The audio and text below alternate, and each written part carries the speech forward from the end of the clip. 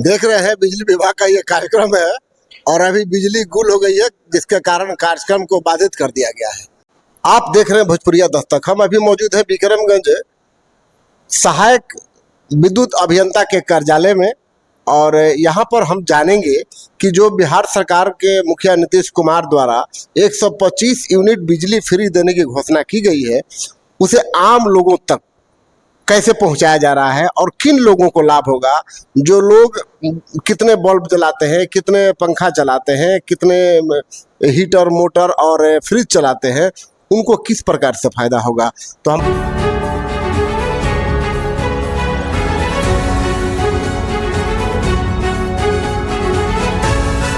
नमस्कार, आप देख रहे हैं भोजपुरिया दस्तक।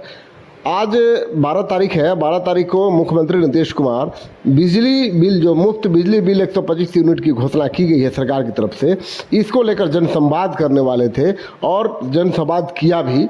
लोगों को सीधे संदेश दिया कि बिजली विभाग द्वारा किए गए कामों की चर्चा की, लोगों से राय विचार विमर्श किया। लेकिन विक्रमगंज में आयोजित जो अजीत ऑडिटोरियम में जो ये कार्यक्रम आयोजित था, उसमें बिजली विभाग की भारी फजीहत हुई और ऐन मौके पर मुख्यमंत्री 10 मिनट बोले होंगे, उसके बाद से बिजली कट गई और ऐसी गुल हुई कि कार्यक्रम समाप्ति तक बिजली की व्यवस्था नहीं हो पाई, जिसके कारण जो भी बचे खुचे लोग थे वो अपने अपने गंतव्य तक चले गए।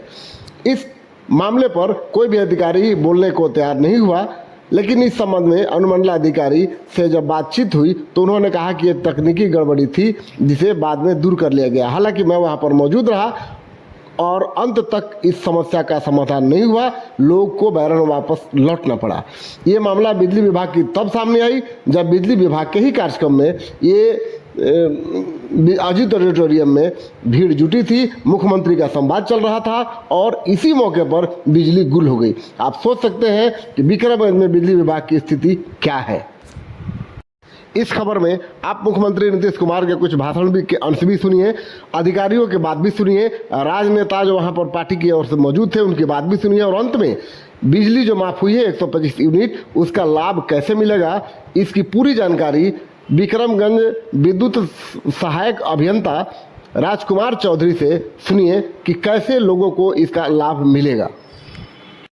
में पहले ही यानी 2018 में एक एक काम हो गया और हर लोगों के घर में ये बिजली पहुंचा दिया गया एक तरह से। तो ये सब काम शुरू कराया गया।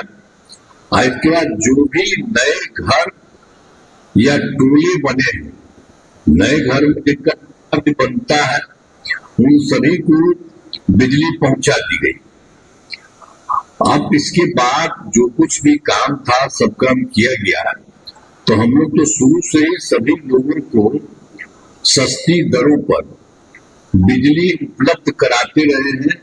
अब बिजली खरीदने में सरकार को काफी ज्यादा पैसा खर्च होता है, लेकिन लोगों को लागत से काफी कम पैसा देना पड़ता है।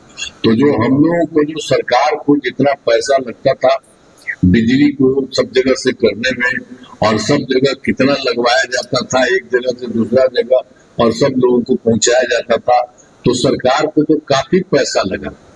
लेकिन हम लोगों ने शुरू से ही लोगों को बहुत कम पैसे में देना शुरू किया। ये शुरू से ही ये काम हम लोगों ने किया था बहुत तरह से।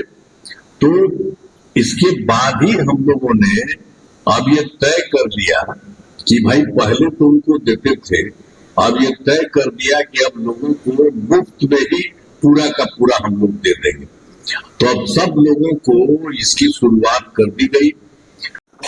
देख रहे हैं बिजली विभाग का ये कार्यक्रम है और अभी बिजली गुल हो गई है, जिसके कारण कार्यक्रम को बाधित कर दिया गया है। अनुमंडलाधिकारी महोदय बैठे हुए हैं मंच पे, सामने में तमाम वरिष्ठ कार्यकर्ता बैठे हुए हैं, तमाम लोग बैठे हुए हैं और बिजली गुल है। बिजली विभाग के कार्यक्रम में बिजली गुल। अब इसका जवाब बिजली विभाग के कर्मचारी ही बता सकते हैं कि आखिर बिजली की क्या व्यवस्था की गई थी मुख्यमंत्री के इस कार्यक्रम के लिए। क्या कहना है आपको, जब मुख्यमंत्री जी के कार्यक्रम जो बिजली विभाग का कार्यक्रम है और इसमें बिजली गुल हो गई, इस पर स्थानीय बिजली विभाग के बारे में क्या कहना चाहेंगे आप? स्थानीय बिजली विभाग हो, राष्ट्रीय हो, कहीं भी टेक्निकल चीज में कभी भी फॉल्ट आ सकता है, इसलिए कोई नई बात नहीं है, आश्चर्य की बात नहीं है। अमेरिका में भी इस तरह की घटना घटती है।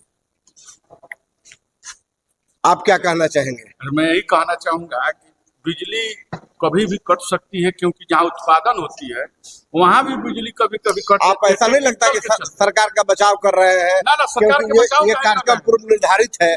सरकार के बचाव क्यों करेंगे? जहाँ बनता है वहां भी कभी कभी टेक्निकल प्रॉब्लम के चलते बिजली कट जाती है।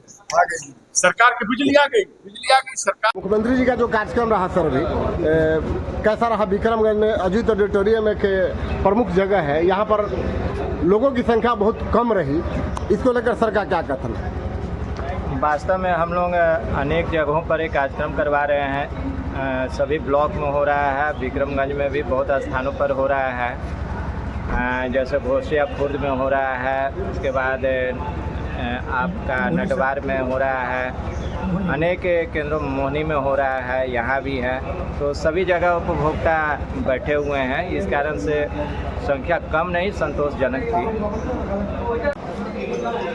संजय वर्मा जी हैं, जदयू के प्रखंड अध्यक्ष विक्रमगंज हैं, और ये अजीत ऑडिटोरियम में यहाँ मौजूद है। कैसा रहा कार्यक्रम यहाँ पर? बहुत अच्छा कार्यक्रम रहा, बहुत अच्छा कार्यक्रम, लेकिन लाइन बीच में कट गया था। लाइन तो प्रॉब्लम हो गया था, लाइन का कट गया था। लाइन तो कटता नहीं है, आप जानते हैं। भीड़ भी बहुत कम आई। नहीं, भीड़ तो अच्छा था, संतोषजनक भीड़ था, भीड़ का कमी नहीं है। कैमरा इधर करके देख लीजिए, भीड़ कम नहीं था। 5-6 जगह आपका प्रोग्राम है विक्रमगंज में, भीड़ तो कम नहीं था। चलिए, धन्यवाद। आप देख रहे हैं भोजपुरिया दस्तक। हम अभी मौजूद है विक्रमगंज सहायक विद्युत अभियंता के कार्यालय में, और यहाँ पर हम जानेंगे कि जो बिहार सरकार के मुखिया नीतीश कुमार द्वारा 125 यूनिट बिजली फ्री देने की घोषणा की गई है, उसे आम लोगों तक कैसे पहुंचाया जा रहा है और किन लोगों को लाभ होगा। जो लोग कितने बल्ब जलाते हैं, कितने पंखा चलाते हैं, कितने हीटर मोटर और फ्रिज चलाते हैं, उनको किस प्रकार से फायदा होगा। तो हमारे सामने मौजूद है राजकुमार सर, और ये सहायक विद्युत अभियंता विक्रमगंज है। सर, आपका बहुत स्वागत है। धन्यवाद। अच्छा, ये बताइए कि जो मुख्यमंत्री जी द्वारा जो कार्यक्रम चलाया जा रहा है, 125 यूनिट बिजली फ्री, कैसे लाभ मिलेगा लोगों को? क्या क्या जलाएंगे और कैसे लोग इसका लाभ ले पाएंगे? देखिए, ये जो योजना है ये मुख्यतः घरेलू उपभोक्ताओं के लिए, चाहे वो ग्रामीण क्षेत्र के हों या फिर शहरी क्षेत्र के हों, जिसमें आपके DS1 कंज्यूमर कुटीर जैतु के कंज्यूमर हो जाते हैं, और DS2 जो अर्बन एरिया के कंज्यूमर्स हैं, ये मुख्यतः उन्हीं के लिए है। और इसमें 125 यूनिट तक अगर कोई कंज्यूमर कंज्यूम करता है तो उस केस में उसका इलेक्ट्रिसिटी ड्यूटी, फिक्स चार्ज सब वेव आउट हो जाएगा, यानी कि उसको 125 यूनिट तक का खपत करने पे उसका बिल शून्य आएगा।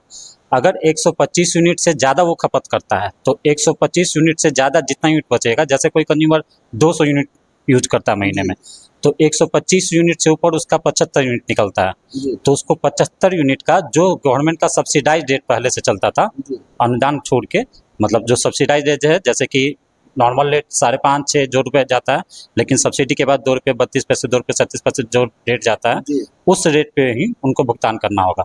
और उसके अलावा 125 यूनिट से ज़्यादा होने पे यूनिट चार्ज के अलावा फिक्स चार्ज जो नॉर्मल है वो लगेगा, और जो रेस्ट यूनिट रहेगा उसका इलेक्ट्रिसिटी लगेगा।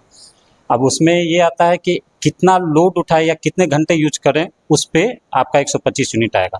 तो जनरली होता क्या है कि जैसे एक फैन है, 60 वाट का एक फैन होता है। अब वो डिपेंड करता है कि कोई कंज्यूमर कितने घंटे चलाता है। मान लो कोई 60 वाट का फैन 10 घंटे के लिए चलाएगा एक दिन, तो उस केस में उसका 600 वाट आवर का कंजप्शन होगा। उस हिसाब से महीने भर अगर 10 घंटे चलाता है तो 18 यूनिट उठा पाएगा एक फैन को।